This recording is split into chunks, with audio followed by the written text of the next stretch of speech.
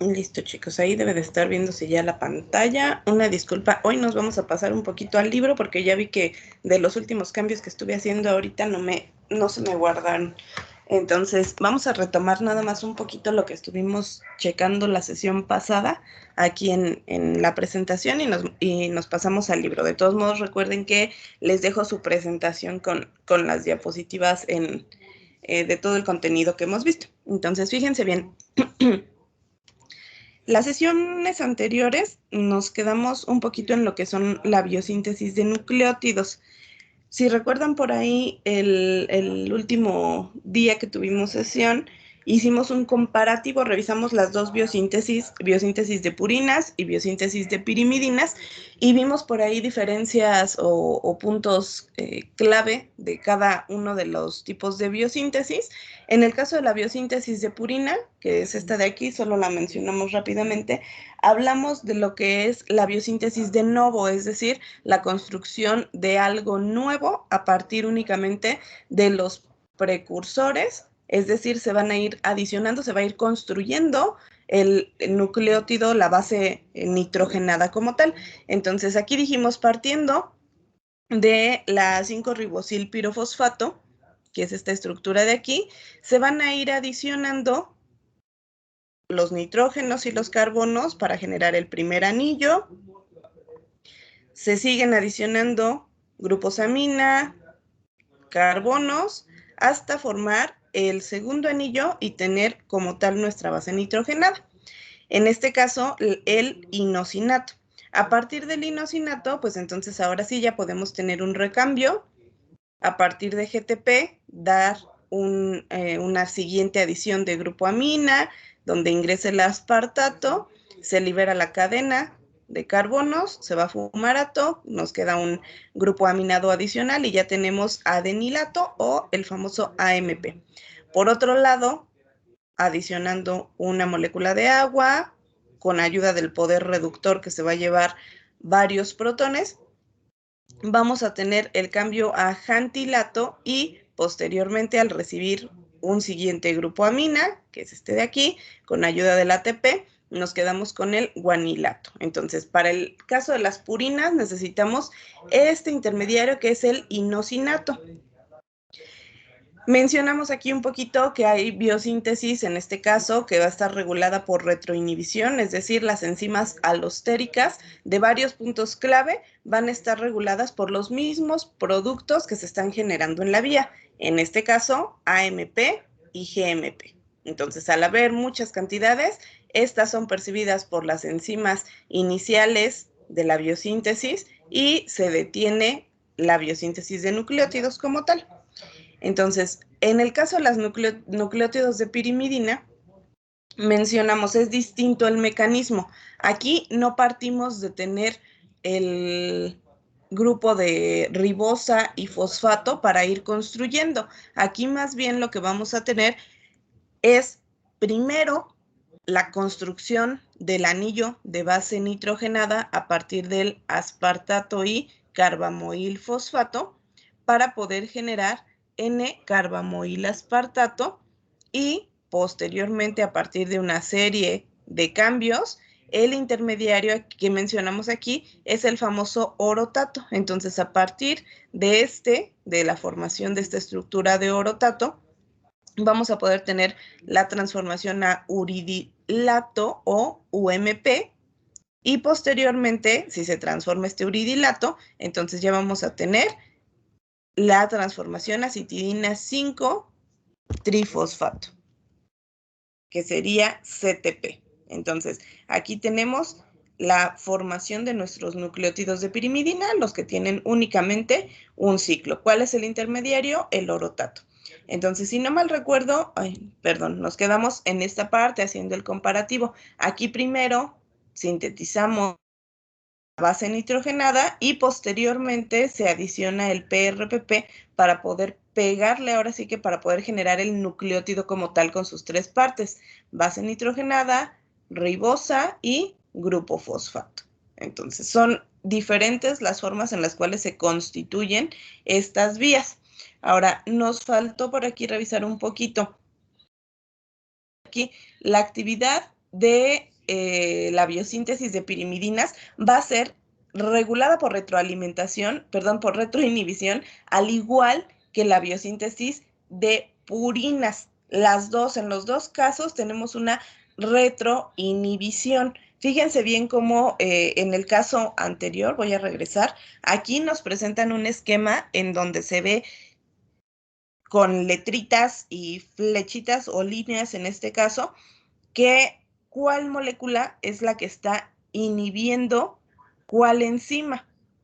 Aquí tenemos bien marcadas cuáles son las enzimas que se inhiben en los pasos de la biosíntesis de purina. En el caso del ejemplo que tenemos aquí, es un ejemplo un tanto diferente, pero vamos a checarlo un poquito porque en este caso la biosíntesis de pirimidinas nos permite identificarla por ubicar a partir de un gráfico qué pasa si nosotros adicionamos esta cantidad de nucleótidos. Observen, aquí estamos hablando de la transformación de aspartato en N-carbamoil aspartato, es decir, ¿qué está haciendo la enzima aspartato transcarbamoilasa? Entonces, fíjense bien cuál es esta. Es la primerita que tenemos aquí. De hecho, aquí se ve nuestra flecha con nuestra línea, que esta es la única enzima que nos marcan que tiene una regulación alostérica, en este caso por retroinhibición.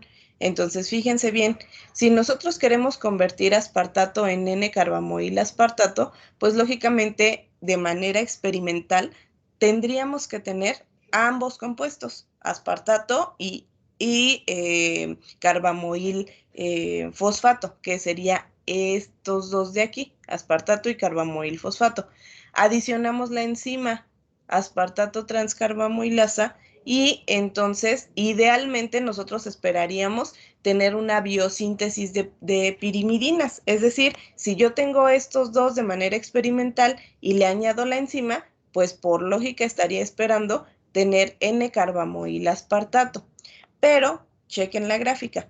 ¿Qué pasa si nosotros observamos la velocidad de la reacción, que nos dice aquí, actividad normal, sería esta? Es decir, tengo los precursores, tengo las enzimas, entonces, por lógica, la actividad enzimática va a ir aumentando, sería nuestra línea que nos representa aquí la mayor actividad. ¿Qué pasa ahora si nosotros adicionamos el inhibidor? El inhibidor, que recuerden, es este mismo que se generó si nosotros adicionamos CTP, citidina 5-trifosfato. Si nosotros adicionamos CTP, la actividad baja, chequen, es la última línea que tenemos aquí. Entonces ya nuestra actividad no es actividad normal. Ya lo que tenemos aquí es una actividad disminuida. Entonces, de manera experimental, nosotros podemos identificar que si adicionamos algún compuesto puede funcionar como inhibidor, y en este caso, pues el compuesto que se está adicionando es el último compuesto que funciona dentro de la vía, o el último producto de la vía. Entonces, de esa manera, de forma experimental, se llega a determinar qué función tienen algunos de los intermediarios o de los productos. Si nosotros queremos construir en laboratorio, o más bien reconstruir en laboratorio, o estamos investigando cómo funciona una enzima, si tiene cierto tipo de regulación, este tipo de experimentos son básicos, son característicos, y de hecho ustedes los van a seguir viendo, sobre todo si se van ya por ahí a algún proyecto de tesis, o si se les ocurre integrarse a posgrados de investigación, incluso si se van por ahí a trabajar en alguna industria en donde se realice investigación y desarrollo de productos, pues van a seguir en contacto seguramente con algún tipo de trabajos, artículos, publicaciones que tienen frecuentemente, muy frecuentemente, este tipo de gráficas para explicar cómo están obteniendo datos, cómo estoy yo realmente determinando que un producto o un intermediario de la vía genera una regulación alostérica sobre alguna enzima. Entonces es, pues ahora sí que parte básica de lo que pueden ustedes continuar viendo. Entonces, si no me equivoco, este tipo de trabajos, pues prácticamente lo encontramos para todo, justo lo que yo les mencionaba, así como si tienen en el interés de integrarse, sobre todo en trabajo que tenga que ver con bacterias, con levaduras, va a ser ahora sí que de lo principal, porque mucho del trabajo que se realiza en biología molecular, afortunadamente, realiza este tipo de ensayos. Entonces, bueno, hasta aquí con el ejemplo del por qué y para qué nos sirve identificar este tipo de gráficos. Ahora, fíjense bien, los nucleótidos, si se fijaron, estos que inicialmente tenemos, me voy a regresar hasta estos de aquí, los de purina que se sintetizaron, los primeros, se sintetizaron como AMP, es decir, como monofosfato, adenilato monofosfato y guanilato monofosfato. Los segundos que tenemos aquí, si se fijan, el uridilato también se sintetizó como monofosfato. Sin embargo, estos dos, uridilato, el de uracilo y el de citosina, finalmente dentro de la misma vía se pueden lograr cambiar a trifosfato. Entonces, ¿qué quiere decir? Que los nucleótidos monofosfato van a ser los que tengan, los que se sinteticen primero, y a partir de ellos podemos tener un cambio a trifosfato. Recuerden que estos nucleósidos, aquí hablamos de nucleósidos porque no tienen el grupo fosfato, recuerden, cuando son nucleósidos solamente tenemos la base y la ribosa, pero podemos tener por ahí el cambiarlos de monofosfato a trifosfato, y por ahí, si recuerdan, estos nucleósidos tienen funciones específicas, importantísimas dentro de las diversas rutas metabólicas que ya hemos venido revisando. Entonces, fíjense bien, nos dicen los nucleósidos que se utilizan normalmente o de forma genérica en los procesos de biosíntesis, se utilizan bajo la forma trifosfato. Las vías de interconversión son comunes en todas las células, es decir, en todas las células que se ha reportado a la fecha, tenemos las mismas vías y otra vez nos regresa un poquito a lo que yo les mencionaba de procesos evolutivos. Hay cambios que son muy específicos de acuerdo a ahora sí que de acuerdo a la especie, valga la redundancia, que son muy específicos porque las especies van cambiando, se van adaptando de acuerdo a ciertas condiciones. Sin embargo, en mecanismos como este, que son necesarios, que son moléculas universales y que permiten la comunicación y sobre todo el recambio energético prácticamente en todas las células, en todos los tejidos y en todos los organismos, tienen mecanismos muy conservados. Entonces, fíjense bien, para fosforilar AMP o ADP participa la enzima adenilato-quinasa o sinasa, recuerden, lo pueden encontrar de cualquier forma. Entonces, ¿qué va a ocurrir? Pues que yo voy a tener mi AMP, este de aquí, el que recién se sintetizó de la nada, y a partir de ATP, que ya exista, que ya esté formado en la célula, voy a tener el recambio. Observen, el ATP cede un grupo y nos quedamos con dos moléculas de ADP. ¿Por qué? Pues porque este está recibiendo uno, entonces se va a transformar de monofosfato a difosfato y este al perder uno se transforma de trifosfato a difosfato. Entonces, como producto obtengo ADP y seguramente en una reacción posterior, lo que se va a continuar es una segunda fosforilación. Entonces, ¿dónde están estas fosforilaciones? Fíjense bien, aquí ya estamos hablando de que los ADP se van a ir a otras vías. Van a necesitar pasar por la glucólisis. Recuerden que desde ahí es donde comenzamos a obtener energía. Entonces, el ADP preformado a partir de las rutas de nucleótidos se va a ir a la síntesis o a la degradación de glucosa y ahí vamos a obtener la energía faltante para convertirlo en trifosfato.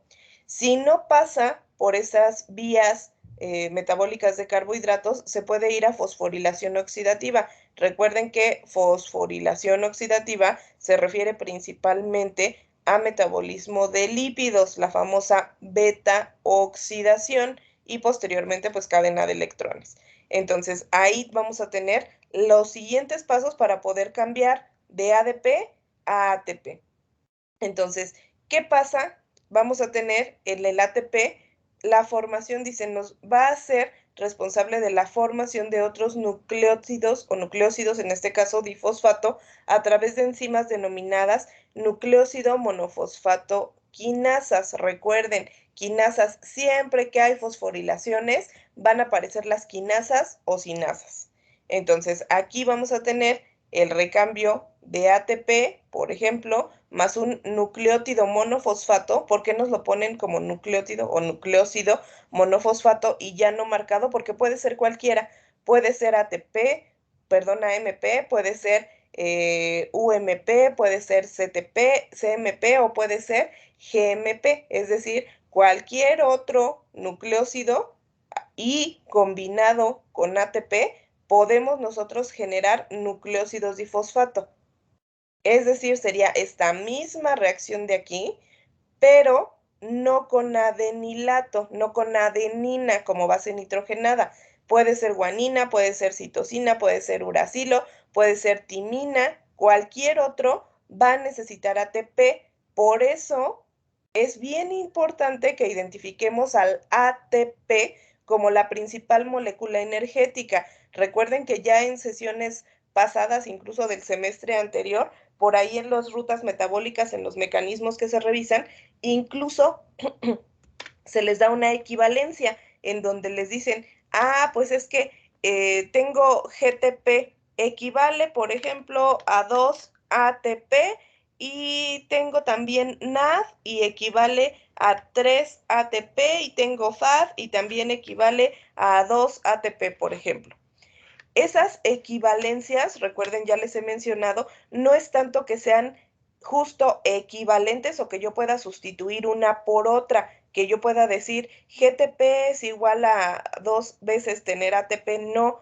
Quiere decir que si yo sigo la ruta por la cual van participando ATP, GTP, UTP, incluso el NAD y el FAD, en algún punto de la ruta yo puedo distinguir cuánta energía se produce a partir del uso de estas moléculas. Entonces a eso se refiere la equivalencia, no tanto a que sean equivalentes y se usen indiscriminadamente, sino a que a partir del uso de alguno de estas moléculas, en algunas rutas podemos identificar cuánta energía se generó por usarlas y la energía finalmente es ATP.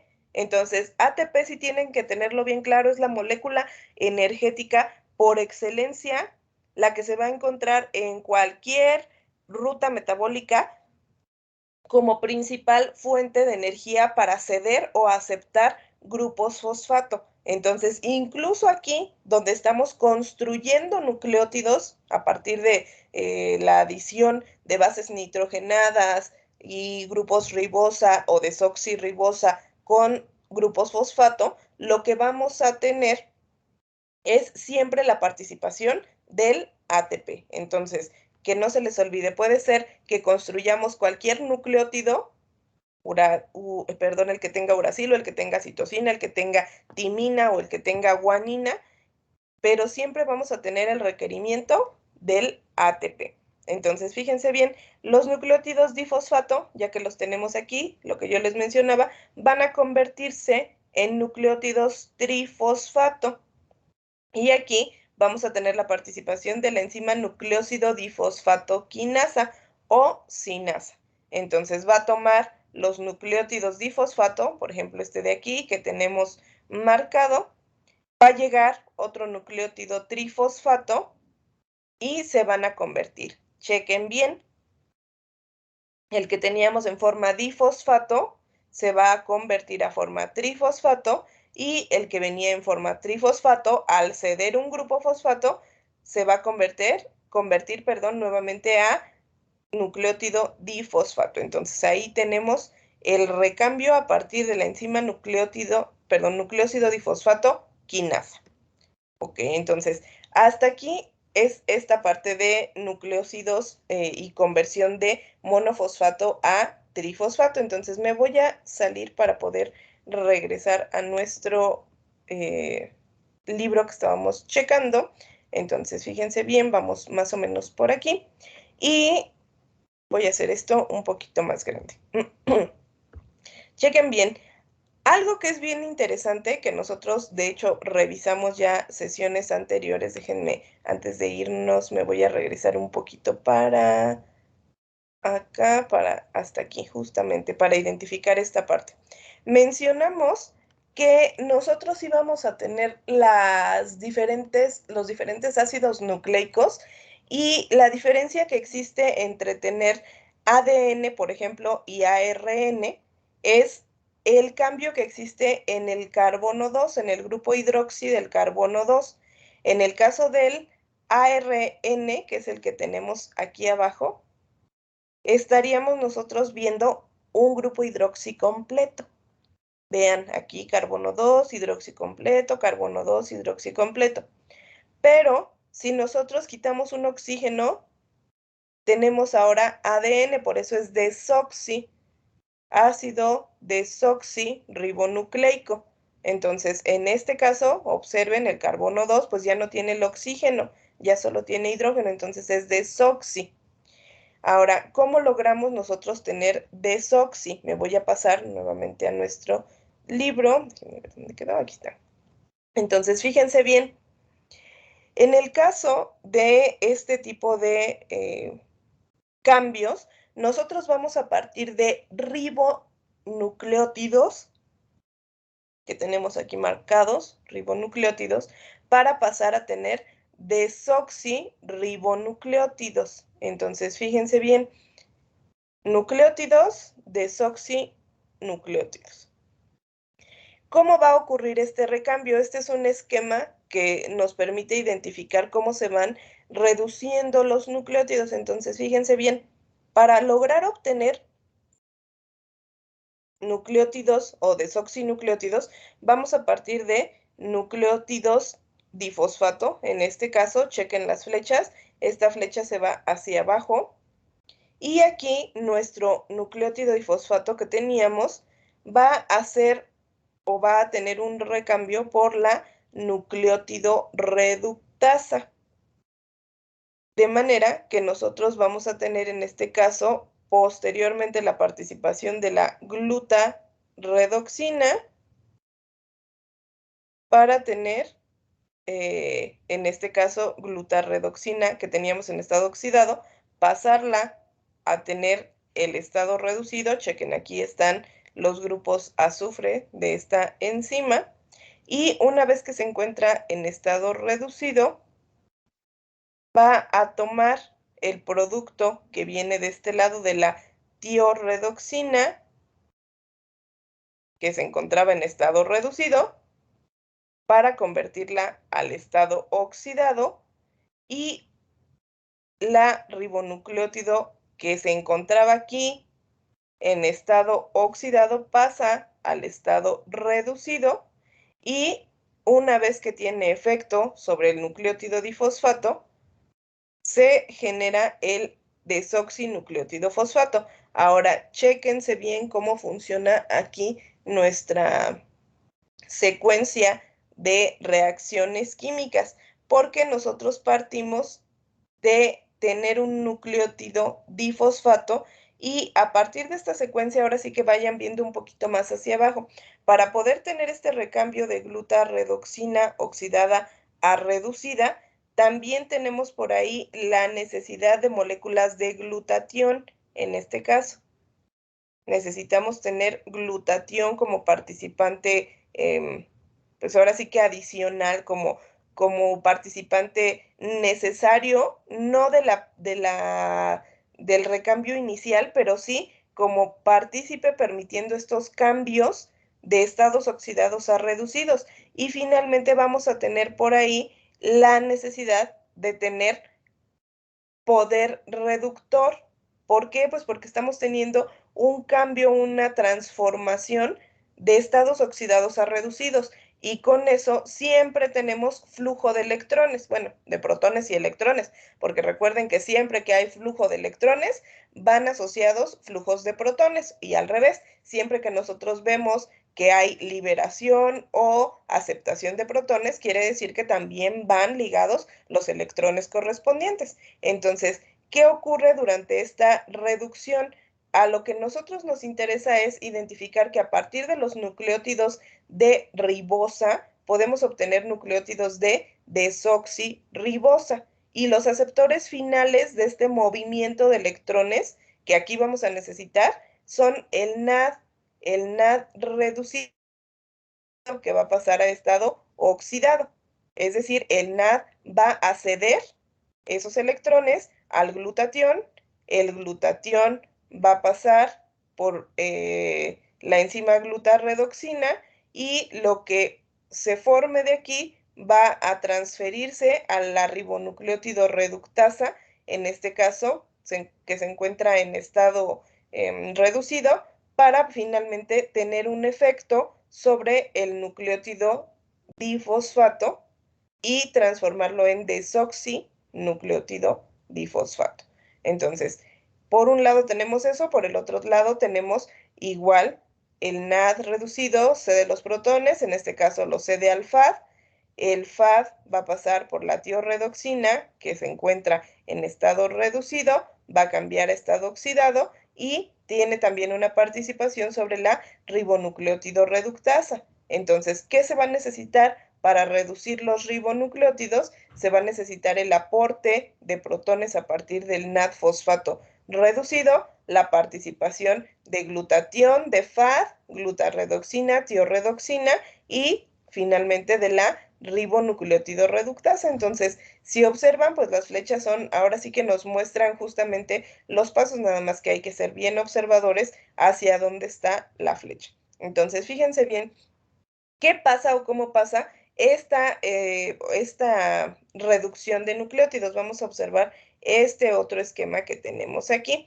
Aquí tenemos los centros de regulación. Recuerden que hay muchas maneras de representar cómo se ven las enzimas, cómo se ven los sitios activos, los sitios de regulación. Entonces, en este caso tenemos un modelo de cómo se vería la ribonucleótido reductasa. ¿Cuál es esa? Esta que acabamos de ver aquí. Esta que se ve aquí en este ovalito más grande es lo que nos están representando aquí. Entonces, fíjense bien. En este caso nos dicen, la ribonucleótido reductasa va a ser una estructura que tenga dos subunidades. Chéquense bien, son muy iguales. Subunidad B1, que es todo esto de aquí, que parece ser como si fuera un espejo, pues hacia ambos lados.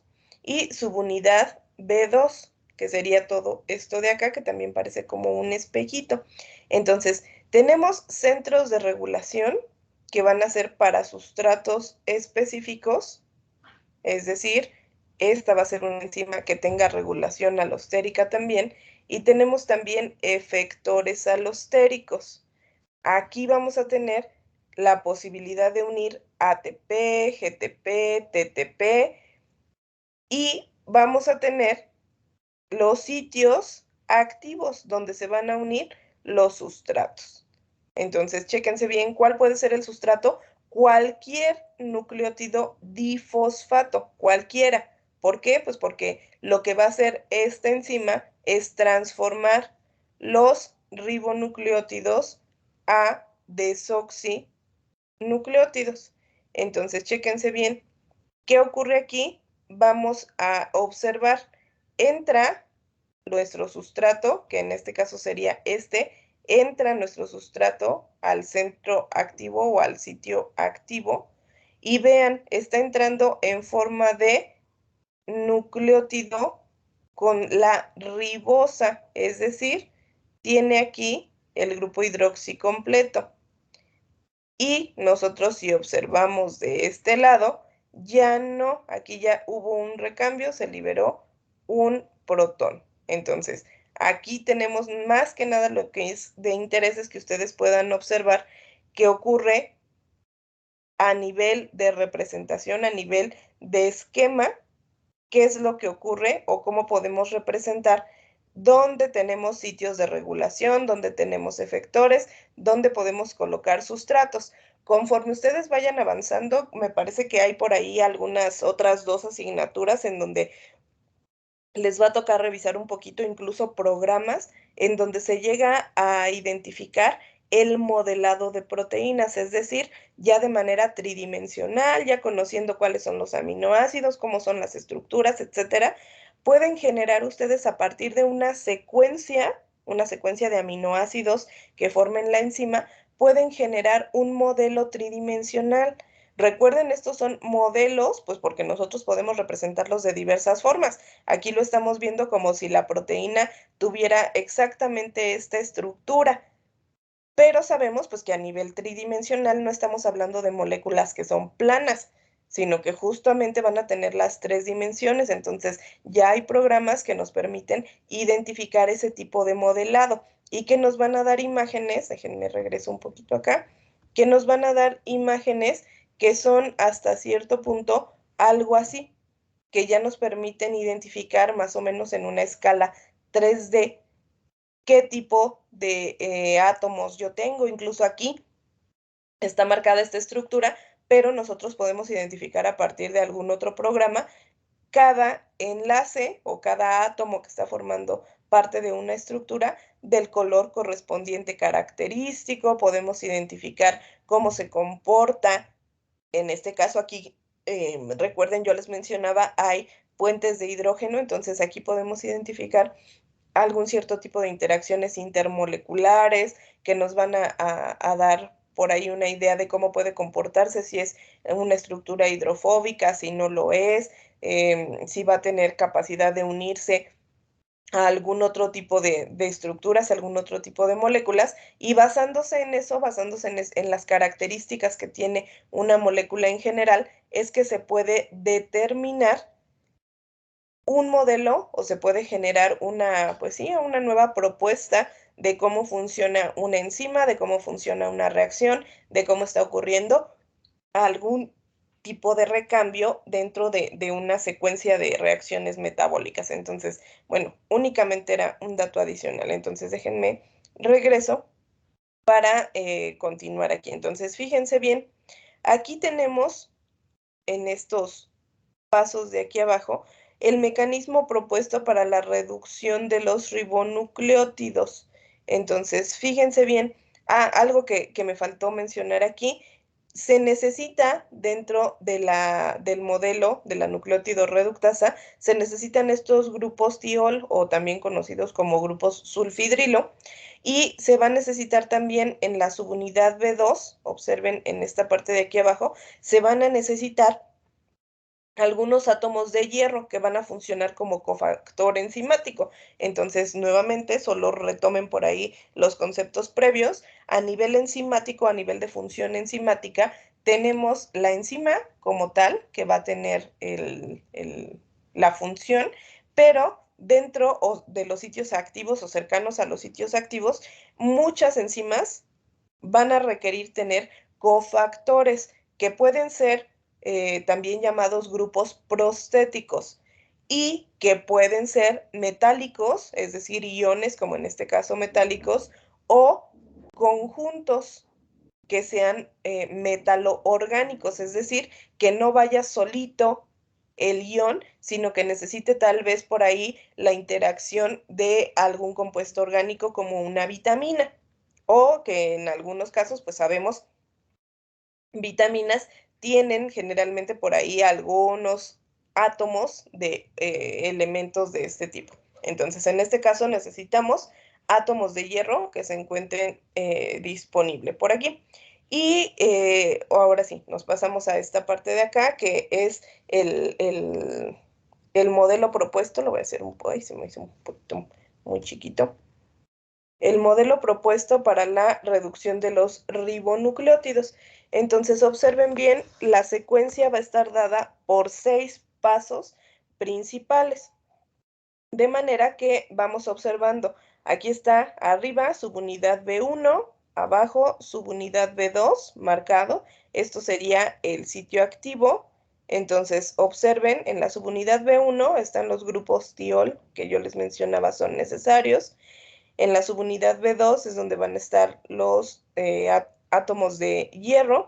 Entonces ingresa nuestro nucleótido difosfato, chequen, está la base, está la ribosa, está el grupo fosfato, y lo que nos interesa en este caso es ir identificando qué ocurre aquí en esta zona. En el carbono 2 es donde se va a presentar el cambio que es de nuestro interés para cambiar de ribonucleótidos a desoxirribonucleótidos. Entonces, primer paso, chequen, aquí tenemos un residuo de tirosina en la subunidad 2. ¿Qué va a hacer esta tirosina? Se va a llevar un hidrógeno que estaba en el carbono 3. Fíjense bien. Y al llevarse este hidrógeno del carbono 3, nuestra base va a quedar muy cercana a los grupos tiol de la subunidad B1. Entonces, en el siguiente paso, uno de los grupos tiol de la subunidad B1 va a ceder un hidrógeno al grupo hidroxi que se encontraba en el carbono 2. Chéquense bien aquí. El grupo tiol cede este hidrógeno, este protón, y ahora en una tercera reacción se va a liberar una molécula de agua. ¿Cuál molécula? Esta justamente, la que se formó aquí. Cuando el tiol cede un protón, aquí ya nos queda un OH con carga positiva. Se va a liberar en forma de molécula de agua. Sale de la estructura y entonces el segundo grupo tiol que teníamos de la subunidad B1, vean estos dos de aquí, ya uno cedió su hidrógeno, ahora el segundo va a ceder un hidrógeno. Y entonces aquí ya vamos a tener esa forma desoxi. Ya se dio el grupo hidrógeno, perdón, el protón se dio el hidrógeno aquí. Estos azufres se unen de manera temporal por un enlace azufre, justamente forman ahí un puente. Y entonces, fíjense bien, ahora ya tenemos aquí la pérdida del oxígeno y la tirosina va a ceder nuevamente ese hidrógeno que se había llevado, se lo regresa al carbono 3 y de esa manera nosotros ya tenemos nuestro nucleótido desoxi, es decir, pasó de tener en el carbono 2 un grupo hidroxi a tener únicamente un hidrógeno. ¿Y de dónde salió ese hidrógeno? De los grupos tiol que se encontraban en la subunidad B1. Entonces, fíjense bien cómo regeneramos estos grupos tiol. Acuérdense que las enzimas van a tener la capacidad de generar cambios en el sustrato, pero tienen que regresar eventualmente a su forma original para estar disponibles para volver a dar lugar a más reacciones de este tipo. Entonces, ¿qué vamos a necesitar aquí? Aquí es donde entra la tiorredoxina o la glutaredoxina. Recuerden este esquema que estábamos checando aquí. Estamos en esta parte. Entra la tiorredoxina o la glutaredoxina. ¿Y qué van a hacer estas dos? Vean, van a ceder de sus grupos tiol que tienen, van a ceder esos protones. Entonces, con ayuda de la tiorredoxina o de la glutaredoxina, se ceden esos protones, se vuelven a colocar en la subunidad B1, por eso chequen,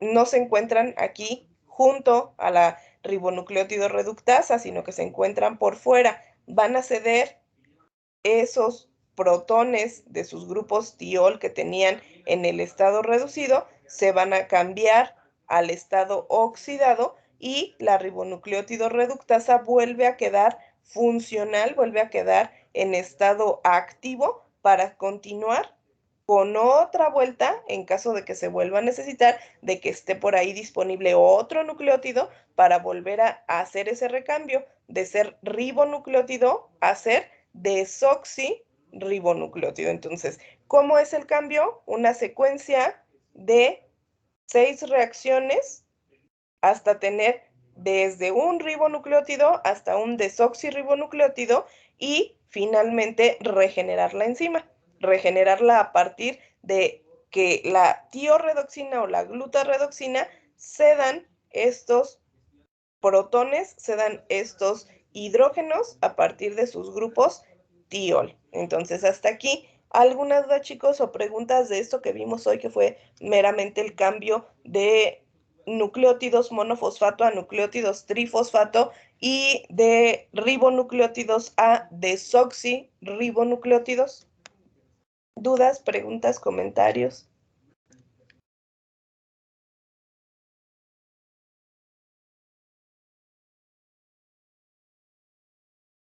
¿No? ¿Nada? Ok. Bueno, chicos, entonces, hasta aquí dejamos nuestra sesión por el día de hoy. Nos vemos la siguiente. Que tengan una bonita tarde. Hasta la próxima. Gracias, maestra. Sale, chicos. Bye, Hasta bye. luego, gracias. Igualmente, gracias, maestra. Sale, bye. Gracias, maestra.